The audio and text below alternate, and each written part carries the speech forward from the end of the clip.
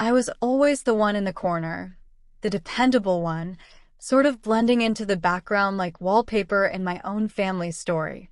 Teaching history filled my days, grading papers, sipping lukewarm coffee, and listening to teenagers argue about dates and names. I loved the routine, the way it kept me grounded. But deep down, I wondered if I was more than good old Carly. My parents saw me as the reliable daughter. My father, with his strict rules, and my mother, gentle but distant, always said I kept everything in order. My younger brother, Noah, was different. He was the golden child, a lawyer with a smile that won anyone over. Mom, who had indigenous ancestry, buried that part of herself. "It's just history, Carly," she'd say, her voice closing off like a locked door. I never pressed her, afraid of stirring up something delicate. I spent my whole life smoothing edges, keeping the peace, even when my heart felt like a tangled knot. At 39, I thought I knew who I was, a teacher, a daughter, a peacemaker. But that was before everything changed, before I realized how little I understood about myself, my family, or the legacy they left behind. The phone rang in the early hours, shattering my sleep. A police officer's voice, cold and dry, delivered the news. "Your parents. Car accident. They didn't make it." I stood motionless, the ticking of my kitchen clock hammering in my ears. The following days blurred together, planning the funeral, signing papers, calling relatives, while Noah barely showed up. He came once in a pristine black suit, offering quick condolences before disappearing. "I'm swamped, Carly," he texted. I swallowed the hurt and moved on. In the lawyer's office, the air smelled of old paper. I sat across from Noah, his face unreadable as the lawyer's glasses slid down his nose. His voice resonated through the will, the Colorado Springs property, all personal assets, to Noah Collins. Noah nodded, as if it were expected. Then came my part, a cabin in Wyoming, no listed value, of family significance to Carly. A crumbling shack in the middle of nowhere. I looked at Noah, expecting something, an explanation, a glance. "I guess Mom and Dad knew you liked quiet places," he said, his tone almost condescending. His words cut deep, sharp as a blade. I clutched my crumpled tissue, my chest tight, wondering why my parents thought a dilapidated shack was all I deserved. Back in my apartment, the silence was deafening. Max, my boyfriend, paced the living room, his beer bottle clinking on the coffee table. "They played you for a fool, Carly. Why aren't you fighting this?" His voice was loud, frustrated. I tried to explain I didn't want to fight. Not now, not with grief suffocating me. But Max wouldn't listen. "You let everyone walk all over you. I need a woman who fights for herself." The door slammed shut behind him, the sound echoing like a gunshot. I was left alone, staring at a family photo on the shelf. Mom's gentle smile, Dad's stern chin, Noah's easy grin, and me, half hidden in the corner. My whole life I had been the one who held things together, the one who stayed quiet. But now, with Mom and Dad gone, with Noah taking everything, with Max leaving, I felt like I was falling apart. That cabin in Wyoming, a worthless pile of wood, wouldn't leave my mind. Why did they leave it to me? What family significance could it have? I grabbed my car keys, my hands trembling. Maybe that cabin held answers. Maybe it was time to find out what my parents saw in me, or what they didn't. The drive to Wyoming felt like an escape, though I wasn't sure from what, Noah, Max, or the ache in my chest. The highway stretched endlessly, the sagebrush desert blurring past my window, the hum of my old sedan the only sound. I gripped the steering wheel, the cabin key dangling on its rusty ring. When I reached the dirt road, dust swirled under my tires and the cabin appeared, a pile of sagging logs, the roof half collapsed, windows opaque with grime. I stepped out, the air sharp with the scent of pine and decay. The door groaned in protest as I pushed it open. Inside, the smell of rotten wood hit me, and each step made the floorboards moan as if they resented my presence. Dust motes floated in beams of light, landing on a broken chair, a cracked lamp. This was my inheritance. I ran my fingers over a splintered table, feeling more lost than ever. Mom and Dad thought this place was for me, but here, I felt like a stranger in their memories. Yet something stirred, a faint pull, like a whisper I couldn't quite make out. I sank to the floor, my parents' faces flashing through my mind, their voices silent. This cabin was all I had left of them. I had to know why. I started cleaning, more to keep my hands busy than anything else. The broom scraped against the floor, raising dust that made me cough. I dragged a collapsed bookshelf away from the wall, the wood crumbling under my touch. As I moved it, a hollow thud echoed behind it. I froze, my heart pounding. I pushed harder, and part of the wall gave way, revealing a hidden door, its hinges rusted and stiff. With a grunt, I forced it open. The screech of metal pierced the silence. Inside was a small room, no bigger than a closet, lit by a sliver of light. My breath hitched. There, on a wooden shelf, lay a feathered headdress, its eagle plumes soft and proud. Beside it, a drum, its rawhide taut despite years of neglect. Beaded moccasins, pottery etched with spirals, a bundle of sage, all untouched, as if waiting. In the corner, a leather-bound journal was half buried in the dust. I wiped it clean, the cool leather beneath my fingers. The name on the cover stopped me cold. Apollo Stone Bear, my mother's father. I'd never known him, only heard Mom's vague stories about a man who lived too much in the past. I opened the journal, the pages cracking, and saw English words mixed with Lakota script. This wasn't just a cabin, it was a secret. I sat by the window, the journal in my lap, as the wind whistled through the broken roof. My grandfather's words poured out, steady and clear, as if he were speaking to me. He wrote about Lakota families forced from their lands, about sacred objects hidden from government hands. They took our hills, our rivers, he wrote, but not our spirit. One entry hit me hard. To my granddaughter, whom I will never know, one day you will feel a void where your roots should be. Follow it home. My eyes stung. Mom never talked about this. Not the headdress, not the drum, not her father's struggle. I traced the Lakota words, my fingers clumsy, wishing I could read them. The drum seemed to hum faintly, or perhaps it was my imagination. I thought of Mom, how she would turn away when I asked about her heritage, her voice sharp. Let it go, Carly. Did she know about this room? Did she hide it, or did she forget it? I closed the journal, my hands trembling. For the first time, I felt close to her, to him, to something bigger than myself. This cabin wasn't empty. It held my family's past, a past I was only just beginning to understand. The cabin's silence grew heavier after I found the hidden room. I couldn't stop touching the journal, its worn leather soft beneath my fingers. I needed answers, so I called Dr. Sophia Skyfeather, Lakota historian at the University of Wyoming. Her voice crackled over the phone, warm but sharp, as I described the headdress, the drum, the pottery. She arrived the next day, her silver braid glinting in the sunlight. She stepped into the hidden room, her boots patting softly on the creaking floor, and gasped. "Carly," she said, her eyes wide, "these are sacred. The beadwork, the eagle feathers. They're not just artifacts, they're our history."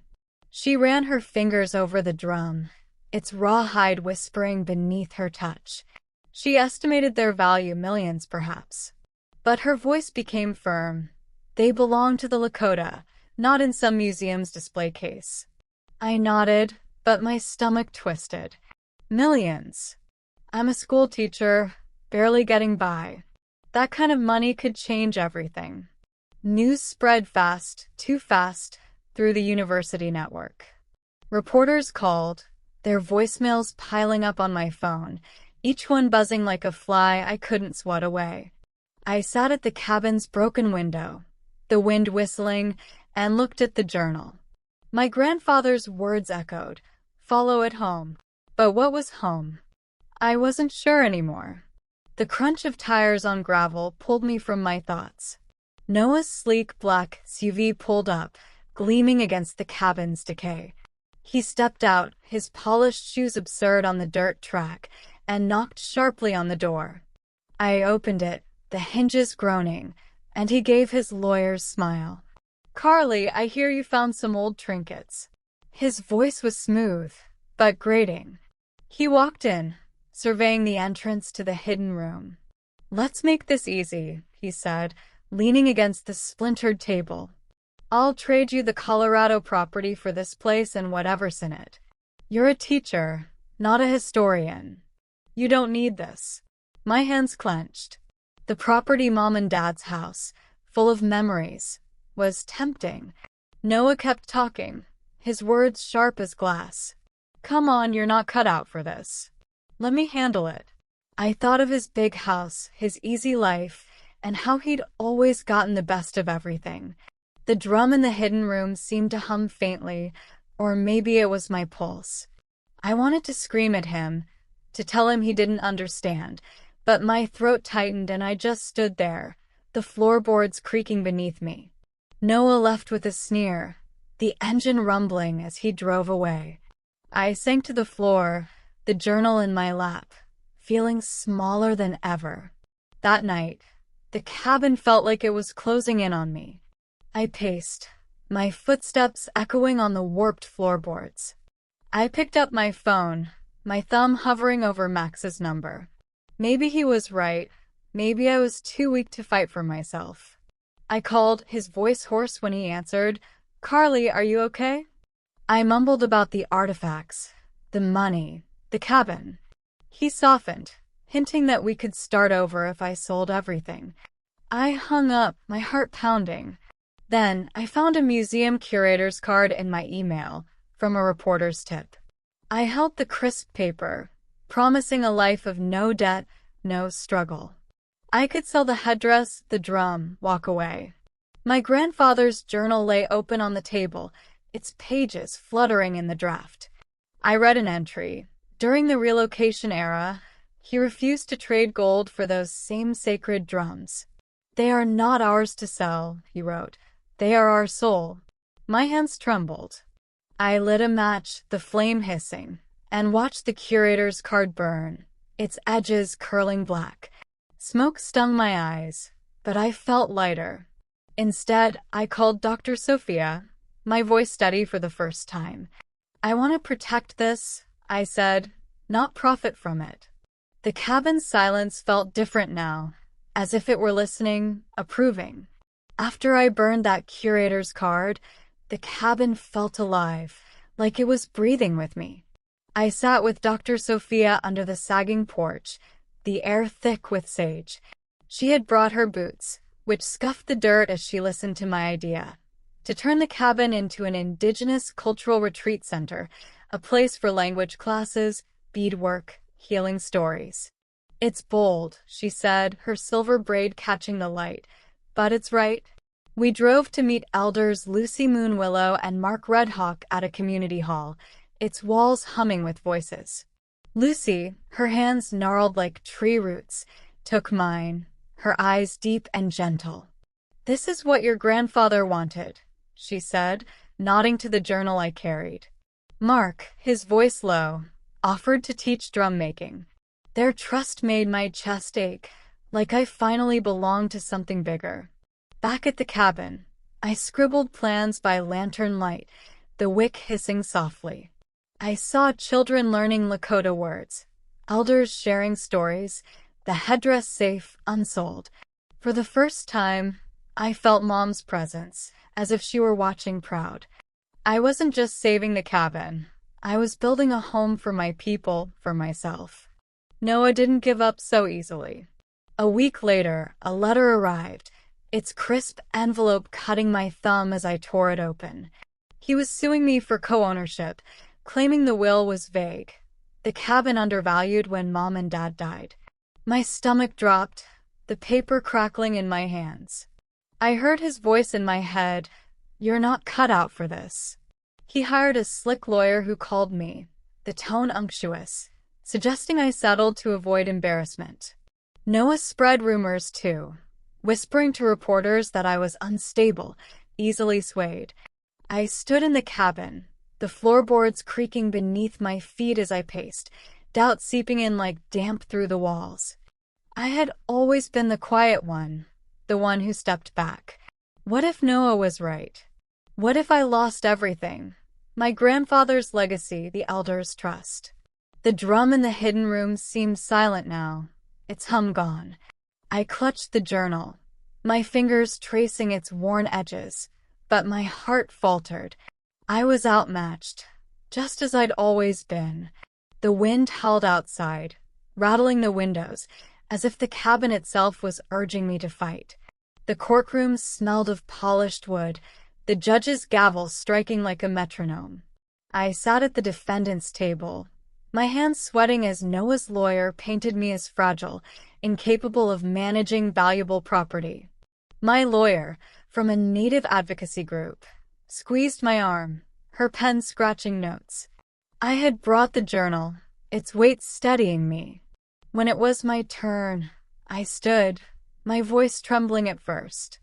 I told the court about finding the hidden room, about my grandfather's words. I opened the journal, the pages whispering, and read, "Our soul is not in land or gold. It is in what we carry forward." My voice grew stronger, filling the room. I spoke about the retreat center, the elders' support, the children who would learn their language. Noah stared at the floor, his jaw tight. The judge, her glasses gleaming, leaned forward. When she delivered the ruling, her gavel snapped loudly. The deceased's intent was clear. Miss Collins has honored that legacy. I exhaled, the room spinning.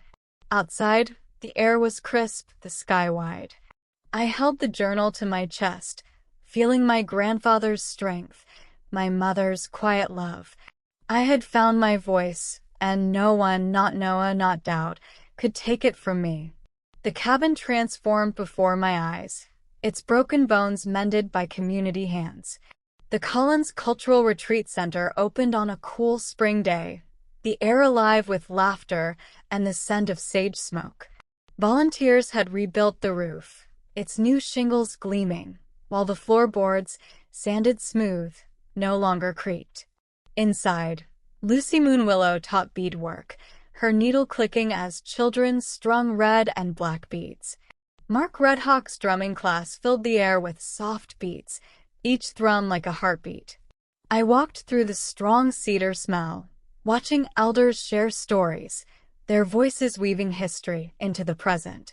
A young boy practicing hello in Lakota grinned at me, his tongue tripping over the syllables.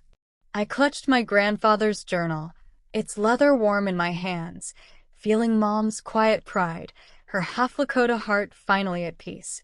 This was no longer just a cabin. It was a home for our language, our healing, our people. I stood on the porch, the wind gentle now, and looked out at the mountains.